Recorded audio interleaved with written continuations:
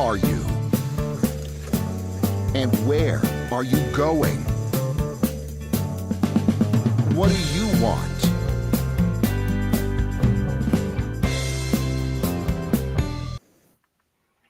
Hello and welcome to Business Lessons from the Military. I'm your host, Kevin Bemmel, and I'm here every Tuesday at 10 a.m. Pacific time to talk about military history, doctrine, and the practices of great military leaders, all so we can distill lessons from those sources that we can apply to our businesses and professional practices. So today, my topic is using deception in business, and my source text for this, I have it right here, is an absolutely outstanding book by Ben Mcintyre called Operation Mincemeat. Okay, this book was written, I think it was, I want to say 2023. I'll look it up here real quickly. Should have this ready. Oh, no, 2010. Oh, wow. Okay. So the book was written in 2010, and it is about an operation mounted by the Allies during World War II to grossly deceive the Axis powers, specifically Adolf Hitler and the Nazi regime. And it is textbook in terms of how to pull this kind of thing off. Now, I don't know if I've mentioned it on this show. I know I mentioned it. I did a whole show on the TV show Hogan's Heroes on Jiggers's Place a number of months ago. But the whole premise of Hogan's Heroes is basically deceiving, Colonel Klink and General Burkhalter and Major Hochstetter and all of them. It's so much fun to watch, your enemies hoodwinked on a TV show. This is real life, and it is an astonishing. It was an astonishing, operation. Certainly on par, if not exceeding, the deception that was used in the run-up to D-Day, which the anniversary of which just passed on last Friday, where the Allies built an entire fictitious army around General George Patton and let it leak out that he was going to be launching an amphibious invasion at the Pas de Calais. And it worked well enough that when the D-Day landings hit at Normandy, and the Germans in command called for additional forces to be pulled out of places like Calais in order to resist the Allied invasion, Hitler would not agree to release the Calais forces. Now, I'm not going to say that it was only because of the deception operation centered around General Patton, but that certainly had an impact on it, and stands as a very successful deception operation. So, Operation Mincemeat is in that same vein, if you will. And so I'm going to sort of summarize what happened. And then we're going to again distill some lessons from it that we can apply to running our businesses. So the book and the story basically starts out with a Spanish fisherman. He's fishing for sardines off the coast of Huelva, Spain. He discovers a corpse, just sort of kind of floating in the water, basically. And then this sets this whole complex Allied deception operation into motion. Now, that's the start of the operation. It's the actual effecting of the operation. But the story starts long before that, And with British intelligence, this was a British run operation, and they were looking for ways to mislead the Nazis about the Allied invasion plans. I mentioned the deception with General Patton. They were that was not the only one. Operation Mincemeat was another, and so and by the way, interestingly enough, for those of you who are James Bond fans, you may not know Ian Fleming, the creator and author of the James Bond books. So he was in British intelligence during World War II, and he was involved in brainstorming creative ways to mislead the Nazis about the Allied invasion plans. So the team came up with this idea to create this fictitious identity, calling him Major William Martin, and fabricating a bunch of documents that would be found on the body of this Major William Martin, and these documents would mislead the Nazis as far as what the Allies' intentions were. And so um, the Allies were planning an invasion of Sicily, but they needed to direct German attention to other locations to make sure that they would have success in the invasion. Sicily is the island that's kind of at the tip of the Italian boot, if you can picture it. Okay, and so this is what they decided to do, and they ended up acquiring the body, the corpse of a man by the name of Glyndwr Michael. He was a Welsh vagrant, and um, he was just it was just a body. No one claimed it, right? And I mean, it may sound a little bit distasteful to sort of take this corpse and use it, but all's fair in love and war, as they say, right? And so they devised a whole backstory for this character. Really, it wasn't a person; it was more like a character, Major Martin, and they included personal letters and belongings to really enhance the credibility of this ruse that they were mounting. Um, and they even got there was an MI5 secretary by the name of Jean Leslie, and they took a picture of her and they made her uh, Major Martin's fiance, right? So, let's see, I thought, where's there a picture? See if I can find the picture of her. It's sort of as I recall, it's a seaside picture. Uh, so here's uh, uh, here's Jean Leslie. You can see her there. Very lovely young woman, and she became Pam, the fictional fiance of Major Martin, and they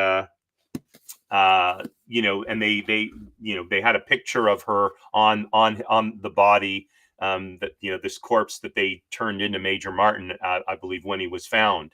So another person who was involved with it was a butterfly collector by the name of Charles Cholmondeley, and he was involved in creating all of the sort of intricate details of this deception, and then they fabricated a letter from General Nye to General Alexander. General Alexander was one of the senior Allied leaders in the invasion force that was designed to mislead the Germans about the Allies' actual true invasion plans.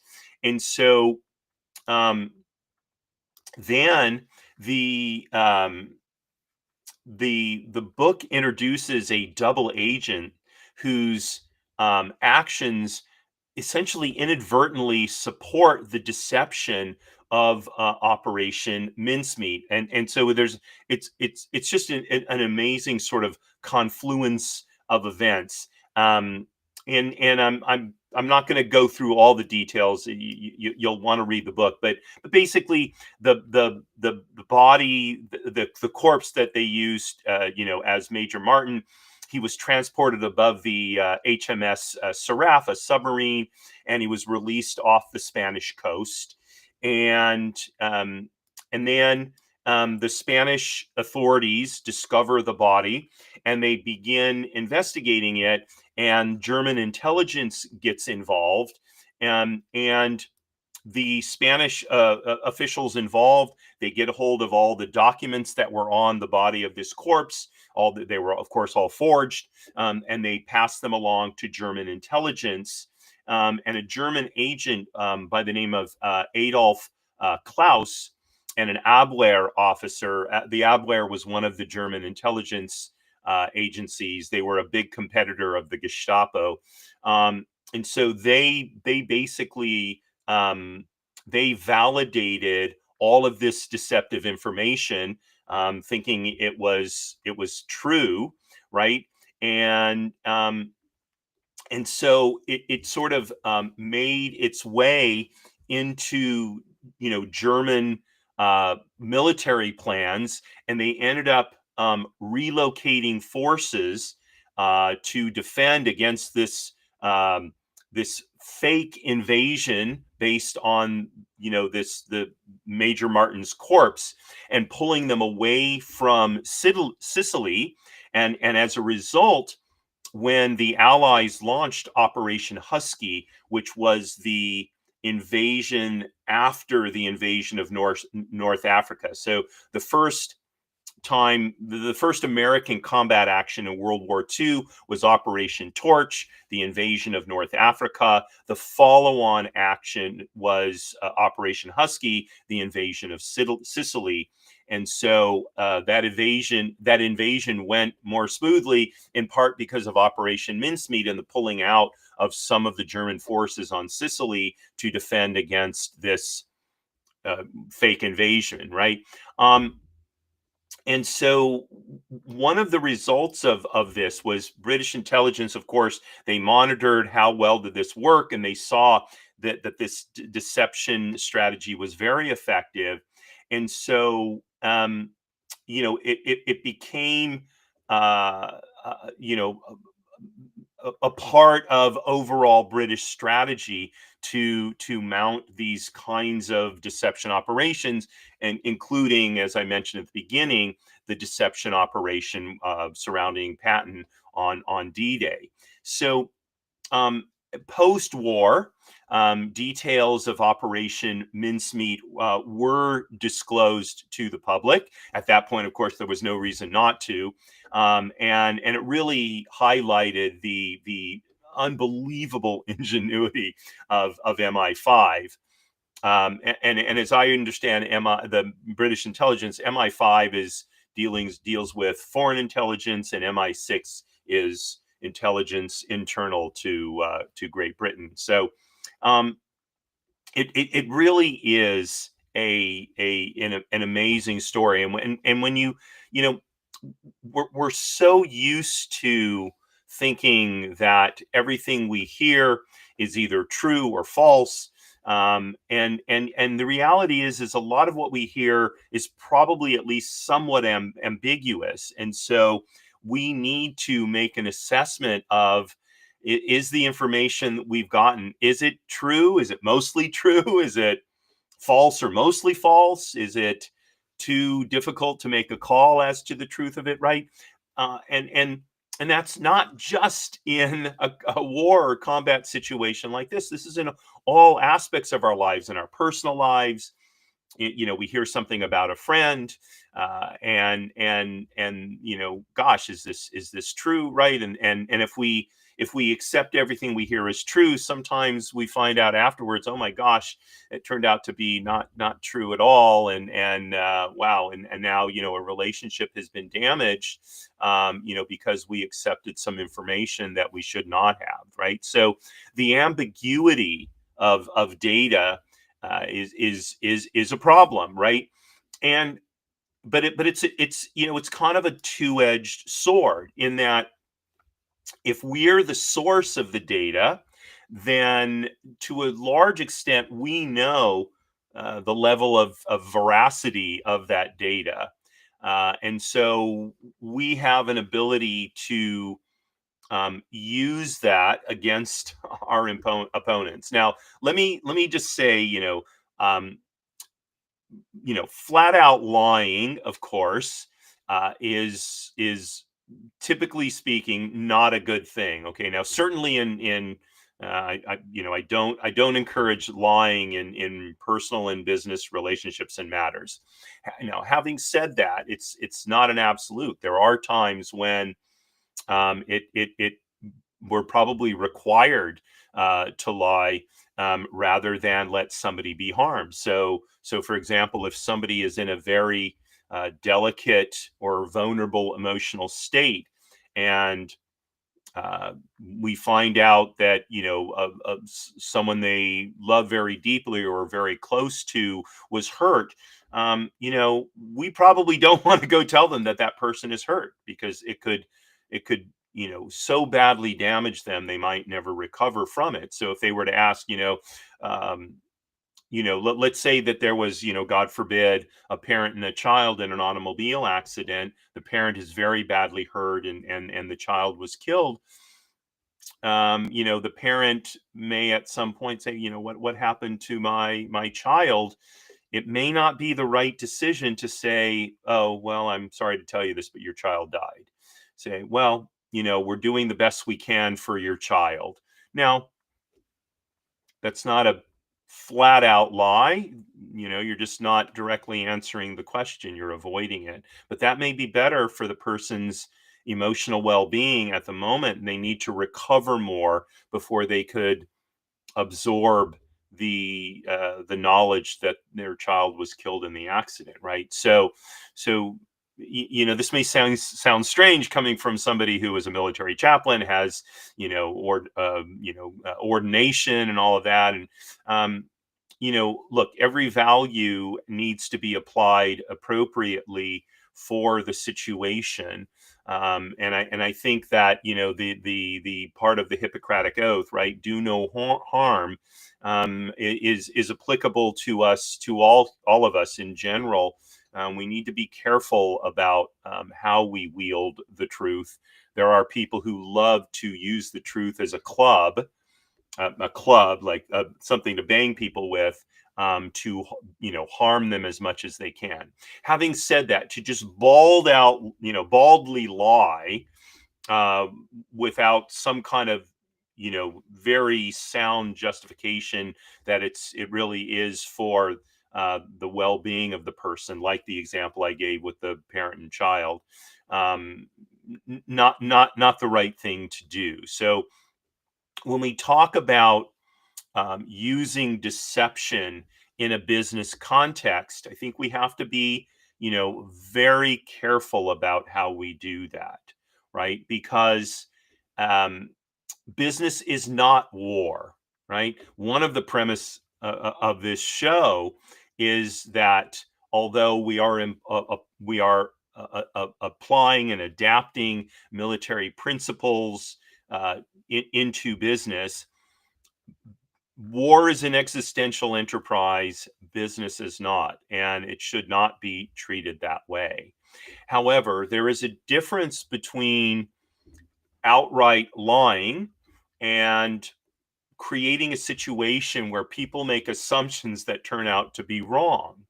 Okay. And, uh, and there's also, we don't necessarily need to be candid in disclosing all of our plans and those kind of things. So if we're planning to launch some kind of new product or new service or something, there's nothing that requires us to make advance announcements about these if they would potentially damage our business. So candor, or lack of candor, which falls in the range of deception, is not the same thing as lying. And so it's within that context that I want to talk about. I think I've got 5 thoughts. Yeah. Nope. Well, I've got six thoughts on how we might use deception in a business context. Okay. And so the first one is strategic deception as a competitive tool. And that really comes down to, we don't want to reveal our full strategy to competitors, right? So just as the Allies misled the Axis about their invasion target, so companies can benefit from controlling their messaging, from making only selective disclosures, and perhaps even having a decoy product plan in order to outmaneuver their competition, their rivals, right? So if you're going to launch a new product that that is your true objective, there's nothing wrong with potential with launching another product that is kind of a throwaway launch, that is ostensibly viable but is not what you're truly going to do, in order to sort of draw your competitors' attentions toward that. And now they're looking over there, and then bang, you go with the actual major product launch, right? Nothing wrong with doing that. Okay. So a sort of a real world example of use of strategic deception as a competitive tool is the launch of the iPhone by Apple in 2007. I remember when that came out. I was stationed in Okinawa, Japan at the time, and someone I knew who worked for Marine Corps Family Services. I went to go visit their workspaces one day, and she's showing me what was an iPhone 1. I'm like, what the heck is that? Right? It was completely novel, right? So before Apple unveiled the original iPhone, it went to extreme lengths to prevent leaks and to mislead competitors and the media about what it was building. So it used code names and dummy prototypes. It created false job roles and project titles internally, so that people who were investigating what Apple was doing would have these sort of other trails to go down that were possibly viable, right?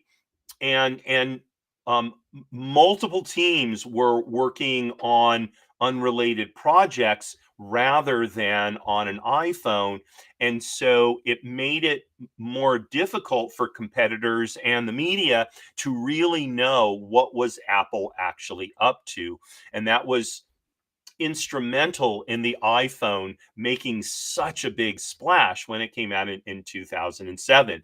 And why did it work? Well, competitors like Nokia and Motorola were caught off guard. They had no comparable product, that they could launch to compete with the iPhone. So the iPhone had absolute clear market for quite a while.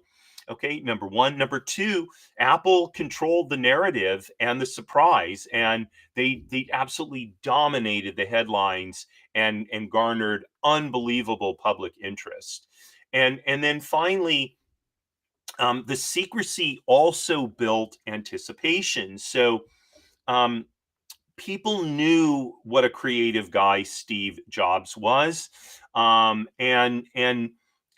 even though parts of what the iPhone was had been around for quite a number of years, there was this sort of cloud of secrecy and uncertainty surrounding Apple, prior to the launch of the iPhone, and the mere existence of this cloud of secrecy piqued people's interest. They really want to know, what is Apple up to?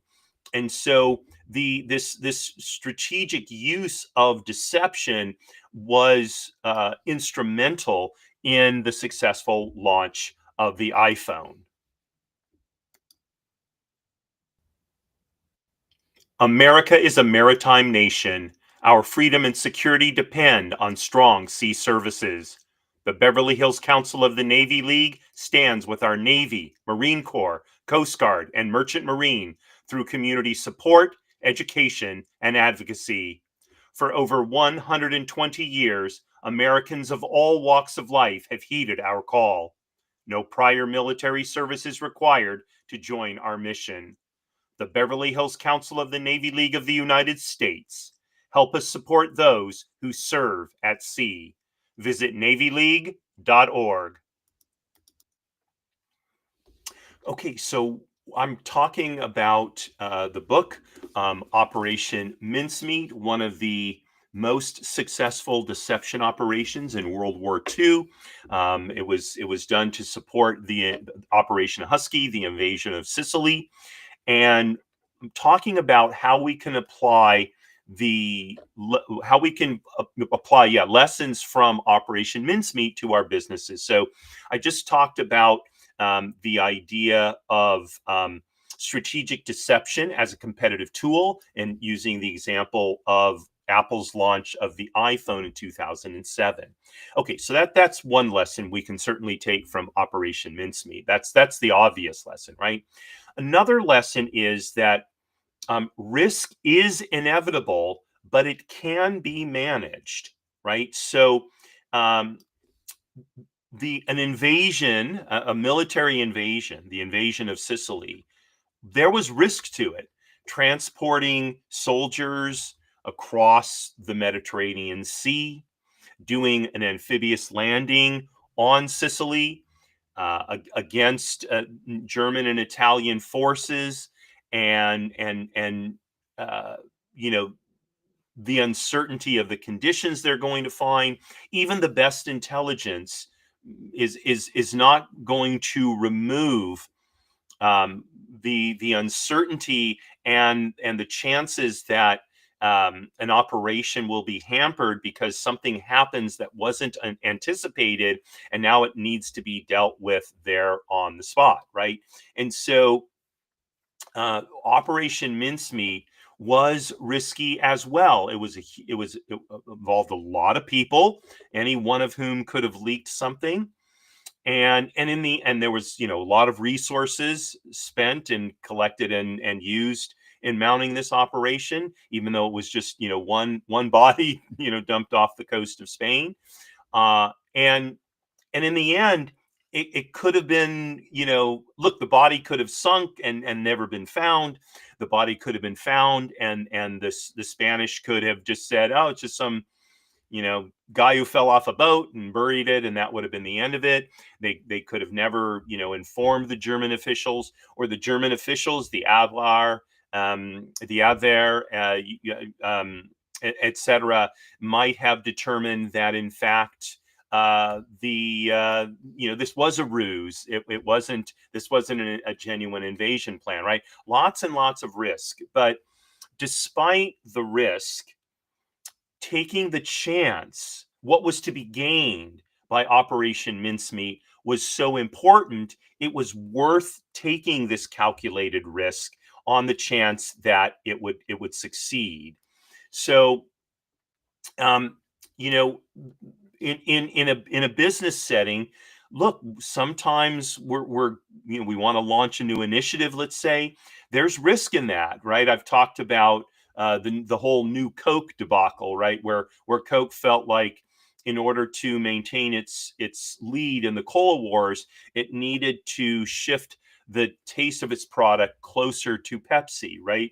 Big risk, because people like Coca-Cola because it tastes like Coca-Cola, right? And so to change that formula, which would have been around for decades and decades, was a big risk. And in the event, this was a risk that did not pay off, right?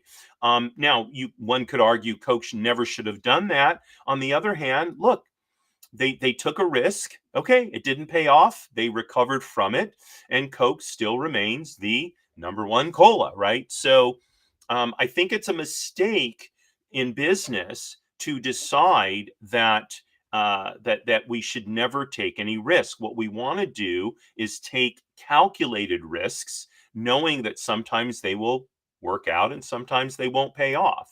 So an example of a company that took a calculated risk is Netflix. So, if you're an older guy like me, I remember Netflix when it was a service that you signed up for, and you went online and you chose the DVDs that you wanted mailed to your house, and they would be mailed to your house, and you'd have a certain amount of time to watch them, and then there was a return envelope, and you'd put them in the return envelope and you'd mail them back. That was what Netflix started out doing. It was a delivery service for DVDs, and it was competing with Blockbuster and other uh, uh, you know video stores, with delivering movies to you. And the difference was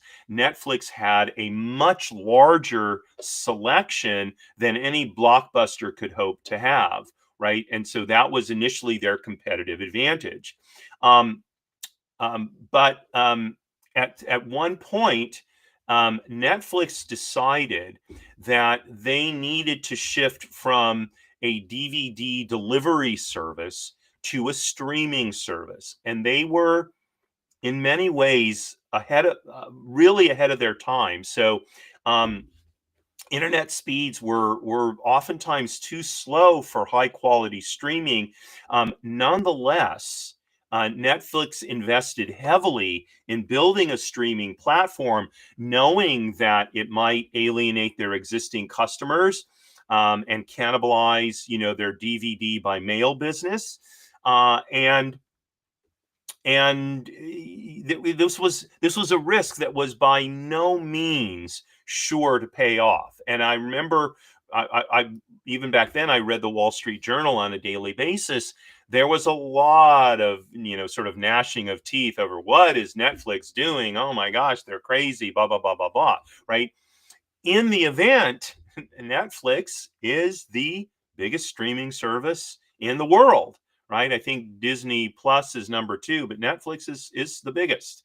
Okay, and why? Well, so there were some key calculations that Netflix made, and one of them was that consumer internet speeds were improving, and they were improving quickly, right? And so, although the streaming speeds were not where they needed to be when Netflix first decided to launch a streaming service, they were confident that as they sort of worked this transition, they would improve enough in order to make the service not just viable but highly profitable. So that was number one. Number two, content costs were high, but they were manageable at first, right? And so, by being the first to enter the market, Netflix could get a jump on negotiating for exploiting all of the content, the film libraries that the various studios and other companies had. And since they weren't dealing with a physical product anymore, having to press DVDs and all that kind of stuff, that they would, be able to pay more in licensing fees and still come out ahead. Okay, so that was another thing. Another issue was that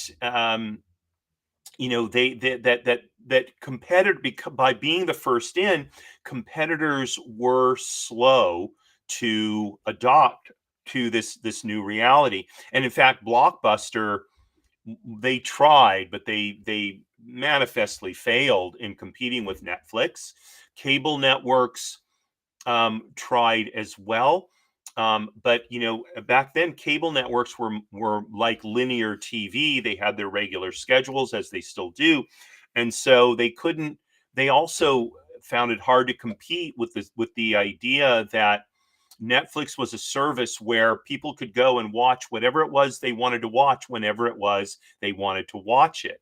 And so the freedom that it gave consumers was a powerful competitive edge that Netflix calculated would help them prevail.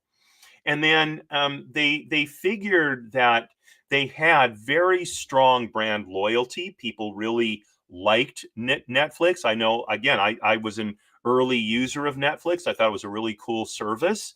And I remember you could stack up the movies you wanted delivered for your monthly fee.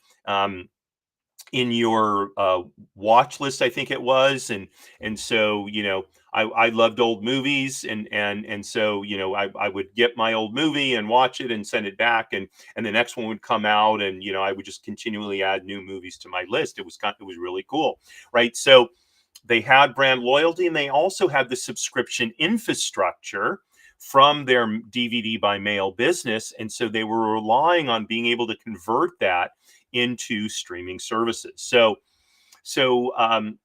what happened? This was sort of the late 2000s that this shift to streaming began. So what happened by 2010, streaming had overtaken DVDs as Netflix core business.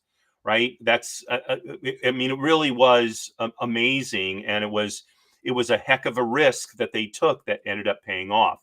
The company grew from 10 million subscribers in 2009 to 230 million subscribers by 2024, 23 times increase in subscribers. Phenomenal growth, right? Blockbuster went bankrupt. And Netflix became, the global media giant that it is. They produce content now. I think they've won some Academy Awards, if I'm not mistaken, or some Emmys or whatever. So, Netflix is indeed a force to be reckoned with, and in many ways they've been more successful than the legacy studios like Disney, like Paramount, etc. So again, it was a calculated risk that paid off. Okay, so risk is inevitable, but it can be managed. That's another lesson from Operation Mincemeat. Next, psychological insight is a strategic asset. So understanding how people think can shape their behavior. And um, so the team that put together Operation Mincemeat, they figured out to a certain extent how German analysts would interpret the cooked up evidence that was found on the body.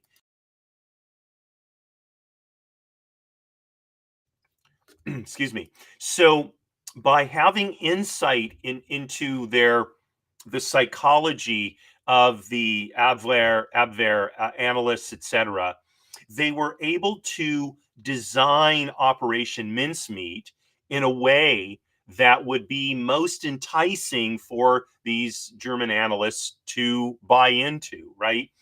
And businesses can do the same thing. We can invest in understanding the psychology of our customers, of our clients, of the people we deal with, right?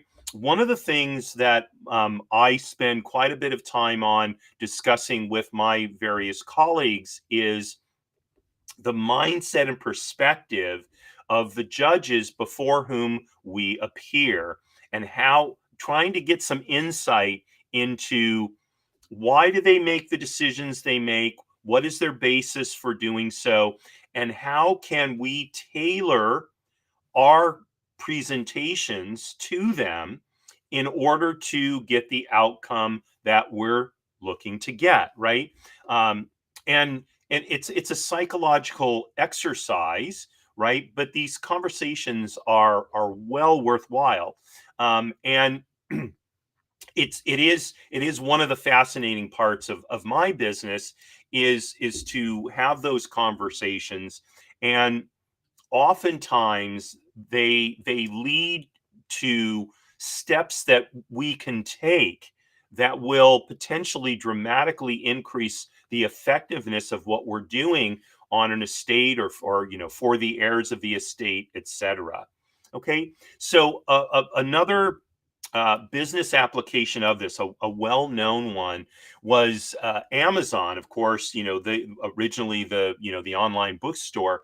So Amazon, I don't know for sure that they were the absolute first, but they were among the first to start and promote one-click ordering, where you could go on their site, you found the book that you wanted, and with one click, order's done, and it's already into fulfillment and being shipped out. So it was a very fast way of allowing customers to get the things that they wanted to order on Amazon, and it came out of a recognition on Amazon's part that friction, even just having even just tiny ones like, okay, click, ordered. Now I've got to go into enter my payment information and my shipping information. It reduced conversions, meaning actual sales.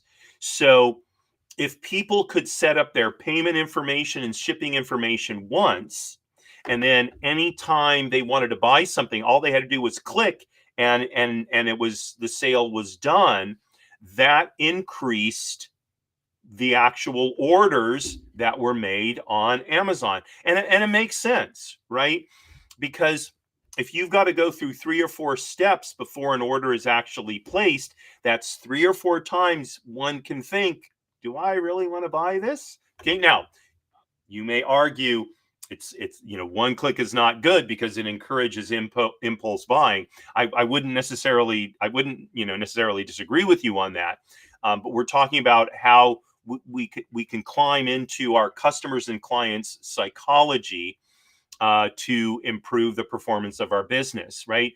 And so this decision to create one-click ordering in 1999 by Amazon, it was really based on the consumer psychology of ease and speed and forming habits in order to increase purchases, right? So that's number one. Number two, there is a fatigue that comes from making decisions. Okay, it's called decision fatigue, and so the more the easier and the more spontaneous the buying process could be made, the more likely it was that people were going to buy.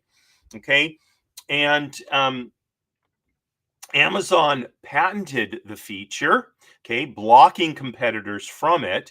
And eventually, for example, Apple licensed it for its iTunes stores, right? So by being like I said, I don't know for sure that Amazon was the first to develop it, but they were the first to develop and patent it, which is what's important. So then they also blocked out their competitors, right? They understood customer psychology. They implemented something that took advantage of it, and then they blocked out competitors. So again, this is another lesson that can be learned from Operation Mincemeat: is we really need to spend time understanding the psychology of our customers and clients. Okay, number 4, agility within a rigid system, right? So um, bureaucracies are notoriously slow moving and rigid, even intelligence bureaucracies. And that may sound counterintuitive, but aren't they supposed to be gathering data and making sure it gets where it needs to go so that wars and battles can be fought most effectively? Well, the answer is that's what they're supposed to do, yes, but that's not necessarily the way it happens. So the one of the key lessons of Operation Mincemeat was, despite MI5 being a very rigid hierarchy within the British military, they were able to mount this very creative operation using small, highly agile teams within the larger system, right? Um, and another example of this, kind of still in the military world, although in this case it's sort of military procurement, is skunk works. So um, Lockheed was and still is one of the largest defense contractors, not just in the United States, but in the world. And because it's so big, it's bound by bureaucracy and regulations and hierarchical decision making, all these things, right, that make that impede innovation. And so in 1943, an engineer by the name of Kelly Johnson created Skunk Works, which was a semi-autonomous unit within Lockheed that could operate with a minimum of red tape and be very innovative, right? And so, um, and Skunk Works turned out to be a very effective, agile component within an otherwise large, rigid system. Okay. And so, what did they do? So they had a small group of elite engineers and scientists that worked at Skunk Works. They had a minimum requirements for documentation and oversight, even though they were within the larger Lockheed structure. So the people who were working at Skunk Works could focus on coming up with ideas and seeing if there was any way that the ideas were workable, rather than doing all kinds of reports and all that sort of stuff.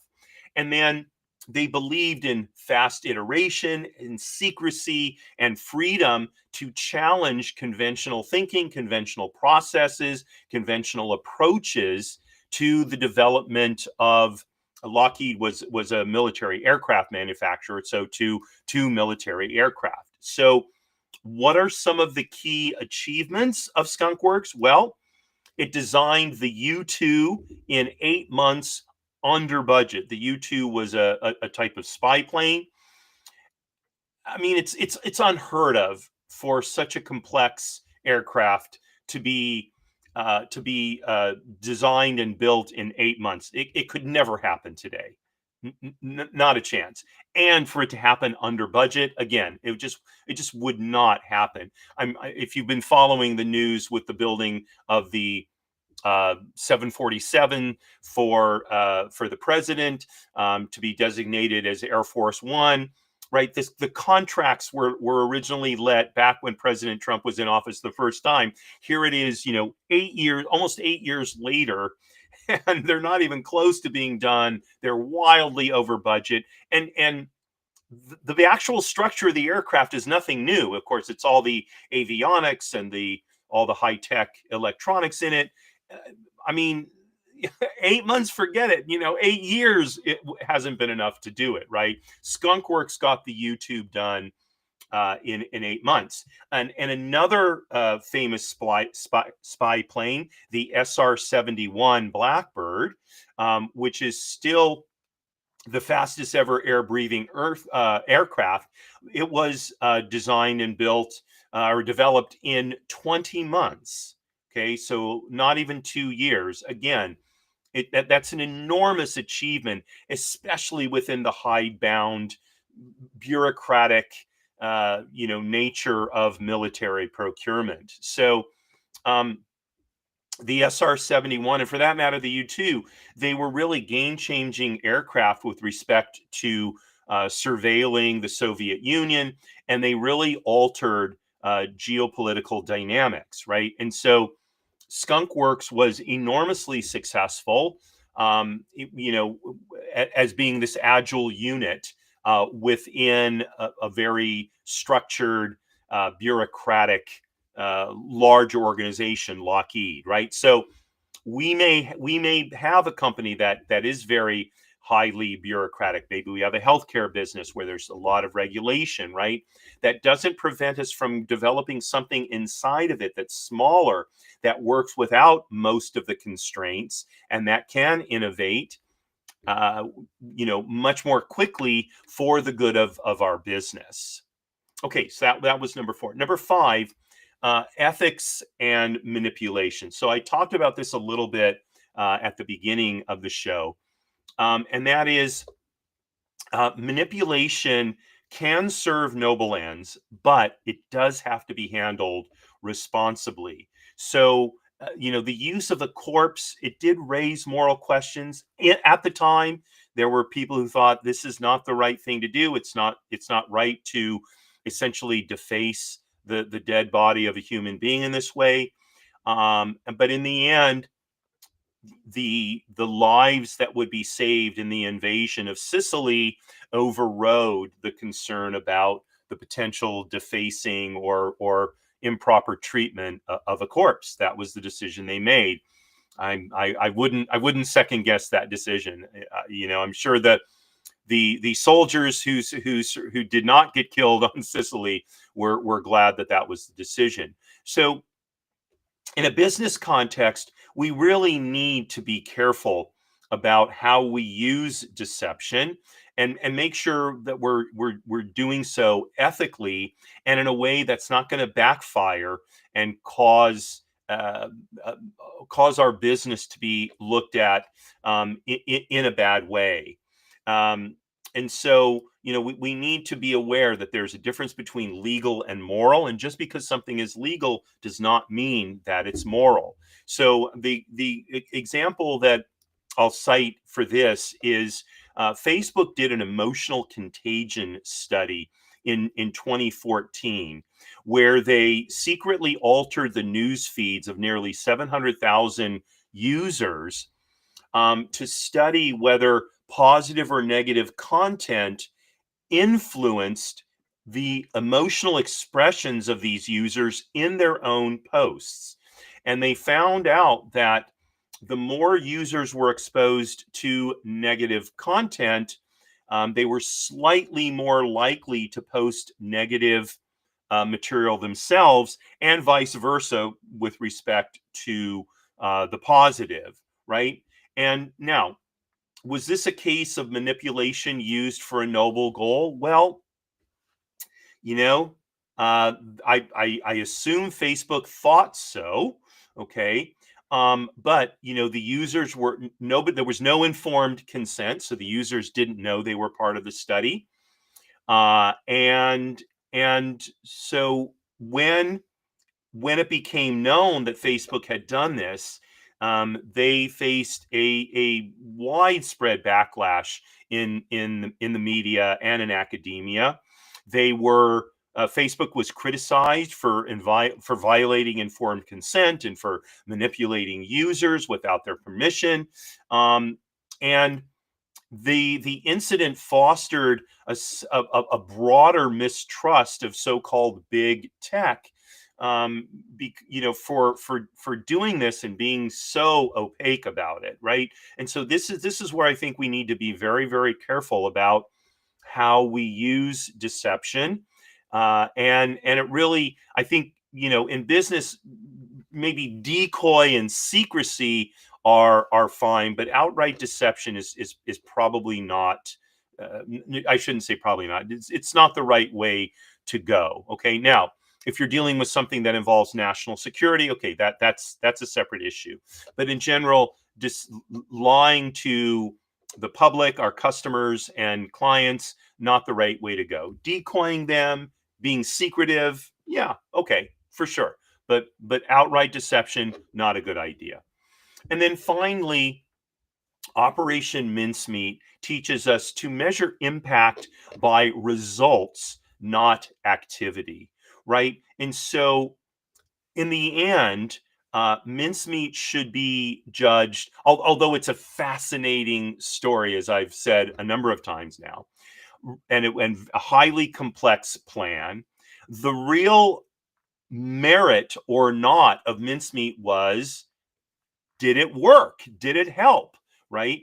And the fact of the matter is, the Germans redeployed forces off of Sicily in order to repel the supposed invasion of the mincemeat deception, and that's really where the operation needs to be judged, and that's the same is true of our businesses. So, you know, that we have a lot of activity and do all this stuff, it doesn't mean anything unless the actual goals of the business are being met. Are we, gaining devoted customers? Are sales increasing? Is profit increasing? These are the things. Are we providing a valuable service? These are the metrics of success, not that we spent $100 million on advertising, or we got 10,000 impressions in the first hour of a particular online ad. That stuff doesn't mean anything. What matters is results. Okay, and a good example of that is Slack. Slack is a service for sharing information inside of a company. It was launched in 2013, and the founders of the team that launched Slack, they deliberately ignored media buzz and the number of downloads and the website traffic. They focused on one key question: are teams actually using Slack every day to get work done? I.e., is this product successful for the reason that we created it? Okay, so they had what they call two North Stars, if you will. So DAW and WAW, daily active users and weekly active users. Those were the metrics that they were looking at. Are people actually using it, and are they using it on a regular basis, right? And they really tracked whether teams were staying engaged with using Slack, not just signing up for it. Signing up for it didn't matter. It was, were people actually using it? And I have a friend who works in the tech business, and they have Slack, and it's used daily for communicating among teams, right? That's what Slack is trying to do. And so um, really what they were looking at is um, how to develop Slack so it would there would be long-term customer use of the product, and therefore really be a basis for success. And so they focused on retention, on usability, on team workflows. Okay, and within 2 years, they had 500,000 daily users. Now you may say 500,000, that doesn't sound a lot. I mean, Facebook has got 1 billion users and blah, blah, blah, blah, blah. Yeah, they weren't after the big banner numbers. They were after creating a product that would be used daily and really increase team productivity. And I think that's why Slack has become the app that's used by tech teams, right? And so as a result, the valuation of the company soared, and it wasn't due to PR. It was due to the fact that the product really really worked for its users, right? And so what really matters is results, not a lot of activity that swirls around it, right? That's the final lesson that we can learn from Operation Mincemeat. So, real quickly, just reviewing the lessons. So, using strategic deception as a competitive tool. Number one, risk is inevitable, but it can be managed. Number two. Number three, psychological insight is a strategic asset. Number four, build agility within an otherwise rigid system. Number five, recognize that there's an ethical dilemma in manipulation and avoid it.